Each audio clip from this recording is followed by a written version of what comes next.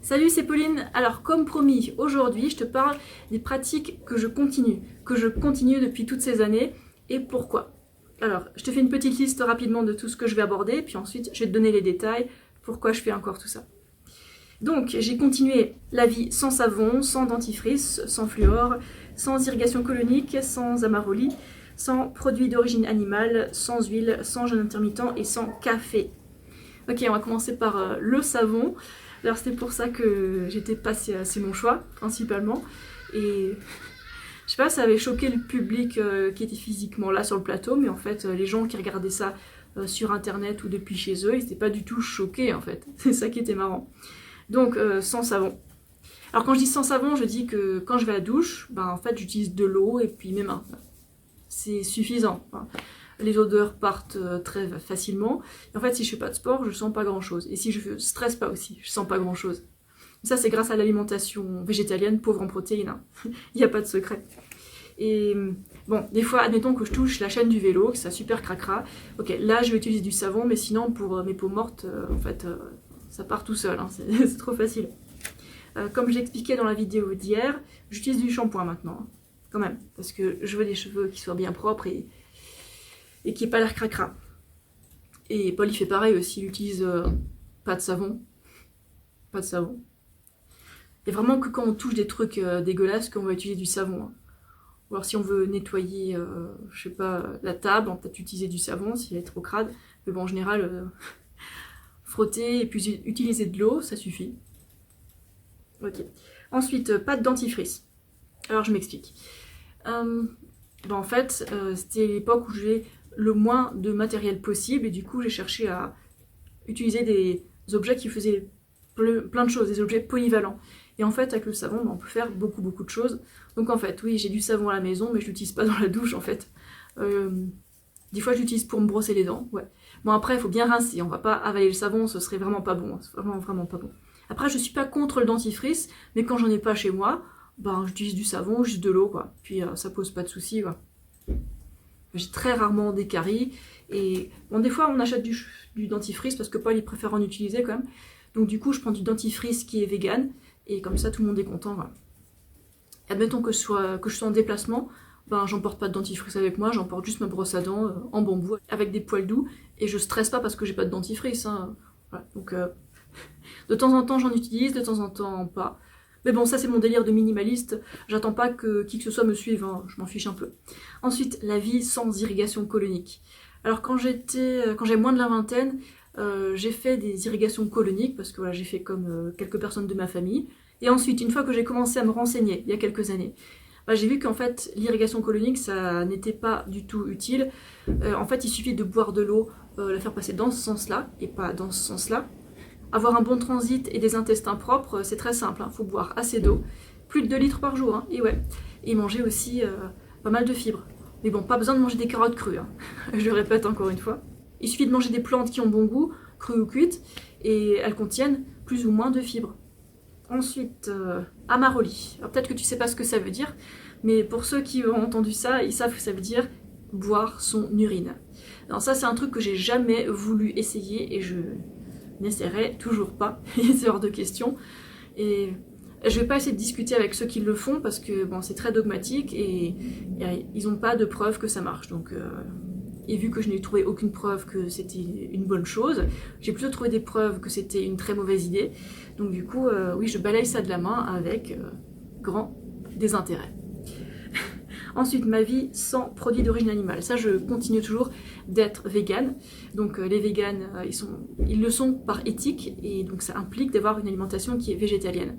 Et pas faire n'importe quoi parce qu'on veut quand même être en bonne santé, quoi.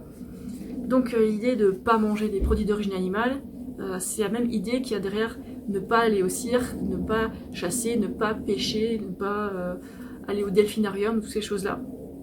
Parce que en fait, je veux faire tout mon possible pour ne pas contribuer à l'exploitation des animaux. Et plus on sera de personnes à le faire, plus on sera de personnes à éviter de payer, de financer ces pratiques, et puis plus les animaux auront la paix, quoi. Parce qu'il faut bien voir que, à une certaine échelle, quand la demande baisse, à un moment, l'offre va baisser aussi.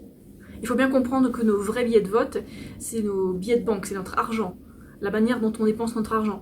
Et si on dépense notre argent auprès de McDo ou par exemple de marques de pulls Angora qui arrachent les poils des lapins sans anesthésie alors qu'ils sont vivants, des trucs comme ça, je ne veux pas non plus consommer du miel ni des œufs parce que c'est du vol. Et on n'est pas dans des conditions de survie, on a tellement d'alternatives qui sont végétales, sans cruauté envers les animaux, que voilà, il n'y a plus d'excuses. Donc réveillons-nous et soyons nombreux à fiche la paix aux animaux. Ensuite, ma vie sans huile. Alors ça n'a rien à voir avec l'éthique, quoique si on creuse un peu, on va trouver des raisons éthiques.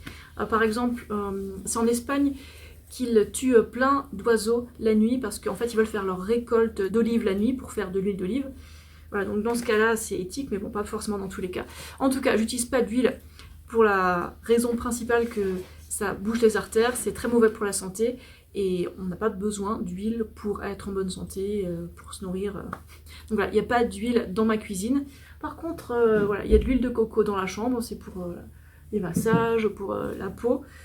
Et donc l'huile n'a pas sa place dans la cuisine. Alors si tu me crois pas, tu peux aller me regarder mes autres vidéos, notamment une qui s'appelle pas d'huile, même pas d'huile d'olive. Ok. Ensuite, ma vie sans jeûne intermittent, ni jeûne tout court. Ben en fait, quand tout va bien, pourquoi changer ce qui marche? Non, j'ai pas envie de faire de jeûne ni de jeûne intermittent, c'est pas la peine d'essayer de me convaincre, je suis très contente avec ce que j'ai, on peut pas améliorer davantage mes résultats sanguins, non, ils sont déjà parfaits, donc pourquoi je ferais un jeûne ou un jeûne intermittent, moi? J'ai aucune raison de le faire. À la limite, je pourrais le faire pour voir comment ça se passe, mais en fait, je sais comment ça se passe. Je n'ai fait des tout petits quand j'étais plus jeune, et en fait, vu que je suis sportive, ben, je manquerais de glycogène. Alors, si vous ne savez pas ce que c'est le glycogène, renseignez-vous avant de faire un jeûne, quoi. En fait, si on jeûne, on va manquer de glycogène, on va manquer d'énergie. Du coup, c'est pas très idéal pour travailler, pour faire du sport, pour assumer ses responsabilités dans la vie de tous les jours, etc., etc. Voilà. Donc voilà, c'est pour ça que je déconseille. Après, chacun est libre. Hein, voilà. Et donc mes bilans sanguins que j'ai mis sur YouTube, donc tu peux aller les voir si ça t'intéresse. Pourquoi mes bilans sanguins ils sont aussi bons? En fait, c'est grâce à mon alimentation et que je fais du sport régulièrement. Donc avant de faire un jeûne ou un jeûne intermittent, ben, je dirais, essaye de manger sainement comme je le fais, parce que manger du saumon, manger du beurre, c'est pas sain. Manger des œufs, c'est pas sain non plus. Manger de l'huile, c'est pas sain non plus. Donc avant de faire des pratiques extrêmes qui vont te vider de ton énergie, essaie de manger sainement et de faire un peu de sport. Pas besoin de faire de l'intensité, pas du tout. Hein. Pas besoin d'être frugivore non plus. Tu peux juste manger une alimentation qui est à base de plantes entières, riche en glucides, pauvres en graisse, de type 90-10. Et enfin, ma vie sans café. En fait, j'ai jamais aimé le goût du café, donc du coup, c'est pas dur. Mais par contre, il y a des gens autour de moi qui sont accros au café et qui n'arrivent pas à s'en défaire, donc du coup, je suis très contente de ne jamais voir commencer cette drogue. Tout comme la cigarette d'ailleurs, qui a l'air très difficile à arrêter, qui est super nocive pour la santé aussi. D'ailleurs, j'ai même une formation comment arrêter le café, donc les raisons de l'arrêter et comment s'y prendre. C'est dans le lien sous la vidéo. Voilà. En fait, le café, c'est un stimulant, c'est le pire des stimulants. Bon, il y a aussi le cacao et le thé, mais le café, c'est vraiment le pire. En fait, il te vide ton énergie, il te donne l'impression que tu as plein d'énergie sur le coup, et puis après, après tu tombes en dessous de zéro, quoi. Donc en fait, quand on boit du café, ben, on est tellement surstimulé en fait qu'on va pas se reposer assez et ça va puiser dans nos réserves d'énergie qui sont là juste pour les urgences. Et en buvant du café tout le temps, ben, on va empirer sa santé, on avance pas à pas vers la fatigue chronique. Voilà, c'est tout pour cette vidéo, j'espère que ça t'a plu et je te dis à très très bientôt. Ciao!